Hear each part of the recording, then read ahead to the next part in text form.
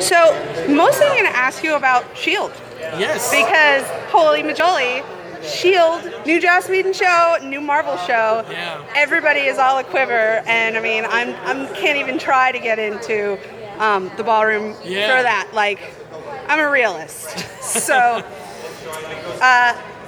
tell me how you got involved with Agents of S.H.I.E.L.D. Well, I think mostly, Joss and I, we didn't know each other before, but I certainly just think there was some mutual respect there. I mean, he.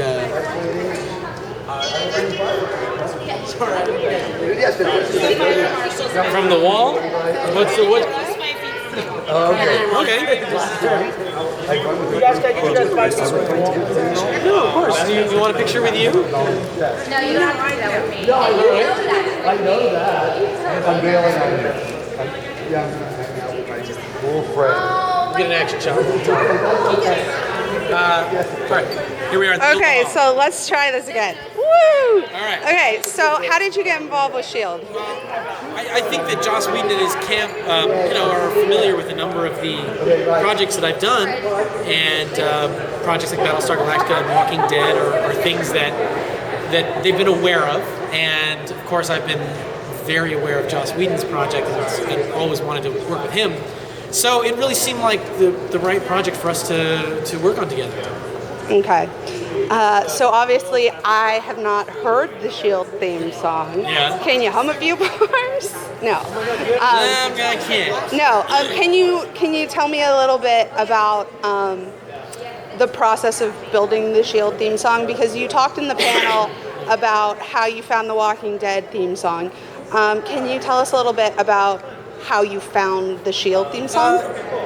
Finding the theme for S.H.I.E.L.D. took a lot of collaboration between me and Joss and Jed and Marissa and the other producers, because it's such a specific sound.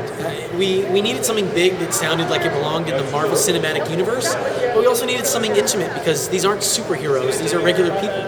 These are the human beings that have to come in and clean up the mess. So musically, we wanted to represent that. We wanted something that felt super heroic, but also quirky and intimate. I mean, at the end of the day, it needs to sound a little bit like Marvel and a little bit like Joss. Okay. Joss tends to do themes. I know he gave Buffy and Angel a Love theme. He's given different characters themes over time. Can you tell me a little bit about what kind of instruments or like sound, like Purple or Rain or whatever, you felt like you used for Coulson, like color or something? Without, obviously, there's no nothing spoilery, but like, oh, I really liked guitar for Coulson, or oh, I really liked blue, or something like that.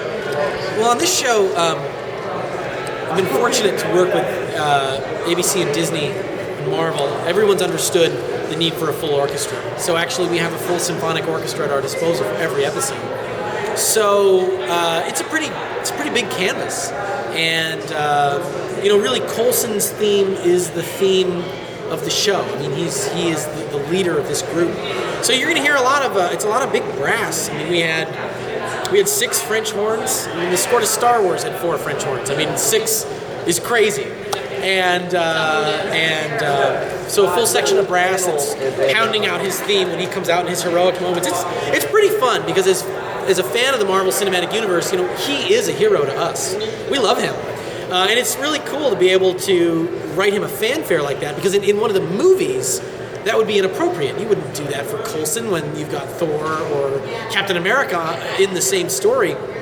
But here, he is the hero. So in a way, it's like transferring that energy to him, because he really is the leader. It's all about him. And a lot of us fans are assuming that J. August Richard is Luke Cage. And of course, you can neither confirm nor deny that. But can you tell me a little bit of the same kind of sound information about what you built for J. August Richard's character, and also Ming-Na's character, Agent May? I can say this. In the pilot, which is the only one I've finished so far, I'm mostly about building a theme for the Agents of S.H.I.E.L.D., for Coulson, and I'm not yet getting into really specific character themes. I think on any good show, but especially a Joss Whedon produced show, these things take time.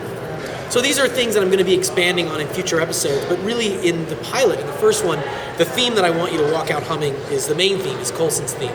So really it's, I didn't want to bombard people with a bunch of thematic material. And there's a few other themes in there, but I can't really talk about them. Yeah, of course. And I'm not trying to get you to divulge any. You can try. I know what I can't say. No, well, I'm not trying I to. got agents of S.H.I.E.L.D. around here. Listen. Oh, they'll pop They'll up. snipe me. Yeah. Exactly. So, for the music that you've done, do you get a script? Do you sit down and watch the whole show? You watch it. I mean, or you can't tell what a show really needs until you see it.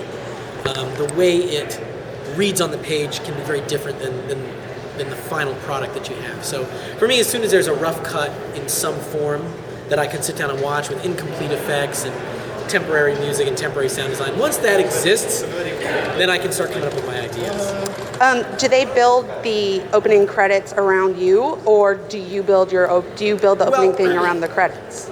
ABC has been sort of leading the charge in shortening opening credits, so there's not going to be a main title sequence to speak of on this show.